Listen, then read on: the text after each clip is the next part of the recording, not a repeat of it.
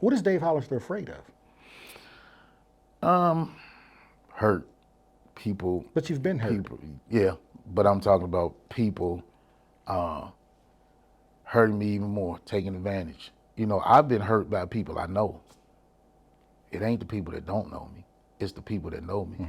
Uh, and I know we ain't being religious, but I gotta go Bible. Bible says the enemy is in your own house. Absolutely. You know what I mean? So, like, I deal with the people that I know hurt me, family hurt, close friends hurt. So are you afraid of relationships? Um, I will say I'm not really afraid of like maybe male friendship relationships, Okay. but I am afraid of the dating thing again. Okay. Being And being how around. long has it been since your divorce? We were divorced March of 23. Okay, so just recently. So Yeah, it ain't been a year. It's just been a year. just been a year. Okay. Yeah. And you said you're afraid to step back out there again.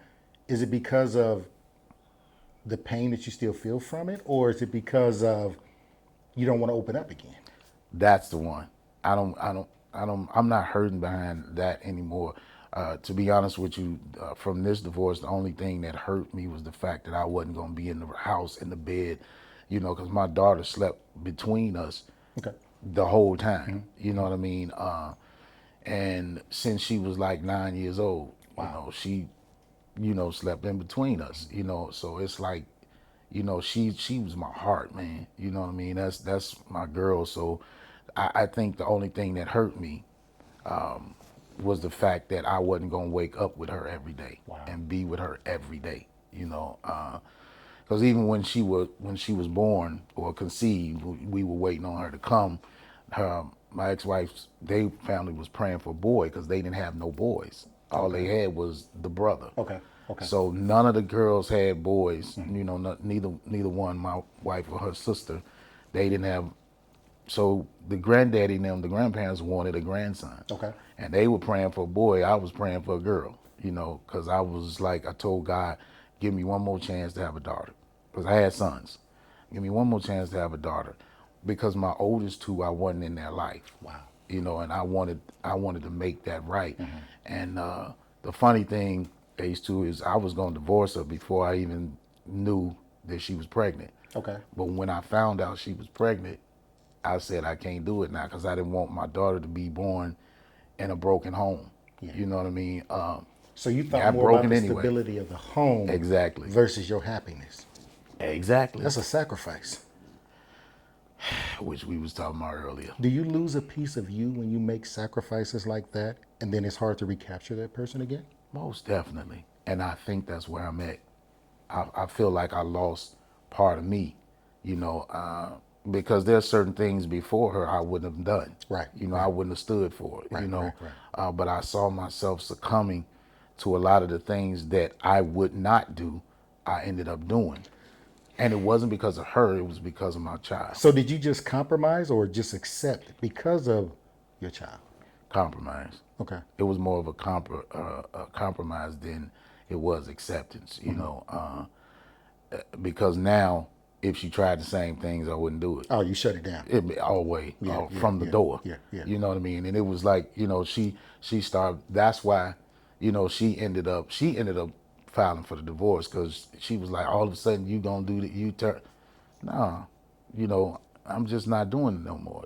After separation, So once does we another separate. woman stand a chance with Dave Hollister?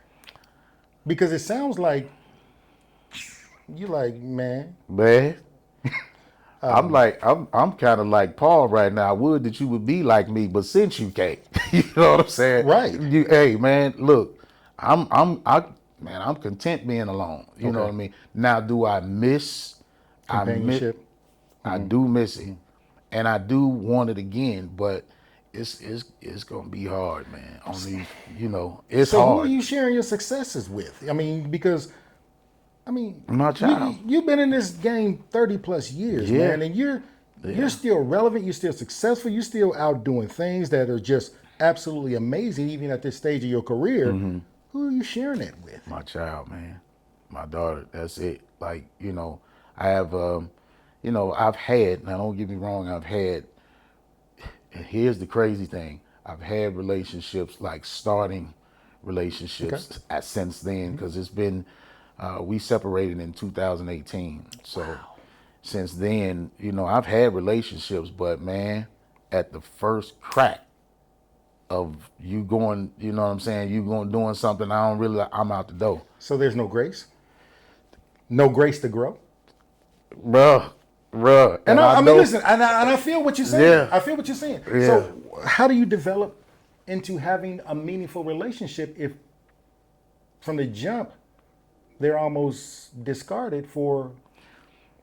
I can tell. I normally can tell when it will be something that I can sit and wait for change to come. And it's not gonna come. Right. Okay. I could tell the difference. I could tell the difference in the woman, and then it depends on the age of the woman. Because at a certain age, they stuck and they ain't changing. You understand what I'm saying? So, if it's more so the older women, they might get mad, but I you know what I understand. mean. It's from at age 50, they You ain't set in your changing. ways. You You set, set in your ways. and ain't nothing you gonna do. But if you 40s, mid 40s, you kind of got a chance. You know what I mean? But I've seemed to be attracting 50 and older lately. I was gonna say, give me a range where you comfortable with that 35 to 50, 52. Where you at? If you were to step out into the dating pool right now, what is Dave Hollister looking for? 40 to 45. Okay. I'm comfortable right in there. You know what I'm saying? Because we got some time to, myself getting ready to turn 56 in August. I'm, I got that grace for that. Okay. You know what I'm saying? Because at that point you can talk to them. You can basically, I've seen, or been involved with a few in that age that we could talk. You know what I'm saying? And the only thing is, what happened in those relationships is the distance. You know what I mean? Gotcha.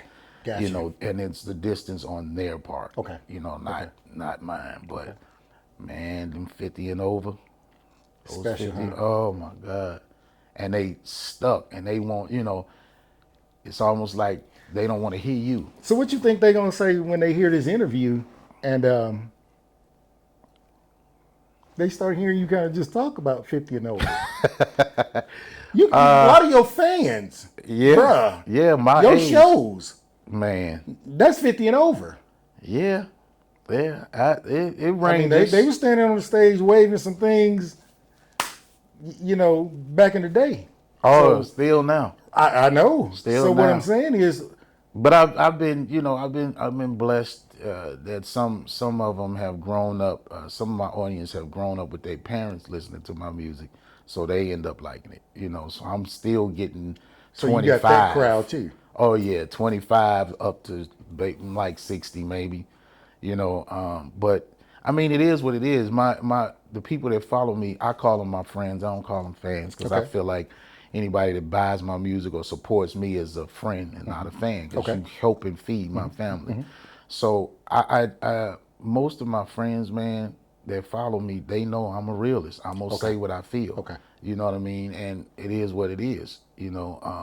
And I'm not speaking about all women, but most women 50 and over are stuck. They special. Y'all beautiful and special. He just said y'all need a hug, kiss, and a role model. That's what he just said. If y'all didn't hear My that, brother. My brother, that's he, what, he yeah. said y'all need a hug, a kiss, and a role model. Yeah. And he ain't trying to be none of it. No. I might hug you, you know what I'm saying? But, maybe the kissing, depending on where you want me But to. you ain't gonna be no role model. No, I ain't gonna be no role model. I can't do no raising.